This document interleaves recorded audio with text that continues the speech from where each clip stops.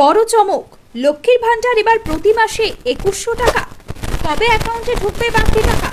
মুখ্যমন্ত্রী মমতা বন্দ্যোপাধ্যায় অক্টোবরের 1 তারিখে লক্ষ্মীর ভান্ডার দেওয়ার কথা ঘোষণা করেছেন। এরই মধ্যে এই প্রকল্পের ভাতা বাড়িয়ে 2100 টাকা করার একটি প্রস্তাব সামনে এসেছে, যা নিয়ে ব্যাপক উৎসাহ তৈরি হয়েছে। পুজোর আগে এলো চমকপ্রদ খবর। একের পর এক খবর আসছে লক্ষ্মীর ভান্ডার ভাতা নিয়ে। সদ্য এই ভাতা নিয়ে বিশেষ ঘোষণা করেছেন মাননীয় মুখ্যমন্ত্রী মমতা বন্দ্যোপাধ্যায়। তিনি জানান যে অক্টোবরের 1 তারিখে ঢুকবে লক্ষ্মীর ভান্ডার। এবার প্রকাশ্যে এলো আরো বড় চমক। শোনা যাচ্ছে শীঘ্রই দ্বিগুণেরও বেশি হবে এই ভাতা।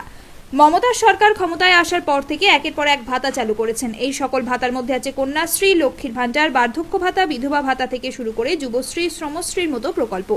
এবার প্রকাশ্যে এলো নয়া তথ্য। সদ্য রাজ্যে জনপ্রিয় প্রকল্প লক্ষ্মীর ভান্ডারের ভাতা বাড়িয়ে 2100 টাকা করার একটি প্রস্তাব সামনে এসেছে, যা নিয়ে ব্যাপক উৎসাহ তৈরি হয়েছে মানুষের মধ্যে। এই প্রকল্পের দ্বারা লক্ষ লক্ষ দুঃখী ও মধ্যবিত্ত পরিবারের মহিলাদের মুখে হাসি ফোটে। এবার অনেকেরই আশা পুজোর মাসে এই আনন্দ দ্বিগুণ হবে। বর্তমানে সাধারণ জাতির মহিলারা 1000 টাকা এবং তপশিলি মহিলারা 1200 টাকা করে পেয়ে থাকেন। এবার শোনা যাচ্ছে 2100 টাকা হবে এই ভাতা। যে সমস্ত মহিলাদের বার্ষিক আয় 2.1 লক্ষ টাকার কম, তারাই পাবেন এই ভাতা। এর জন্য উপভোক্তাদের সিঙ্গেল ব্যাংক অ্যাকাউন্ট থাকতে হবে, তেমনি ব্যাংকে KYC জমা দেওয়া থাকতে হবে।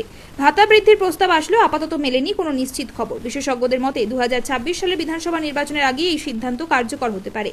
এই পদক্ষেপটি যে রাজ্যের রাজনীতিতে বড় প্রভাব ফেলতে চলেছে তা বলাই বাহুল্য।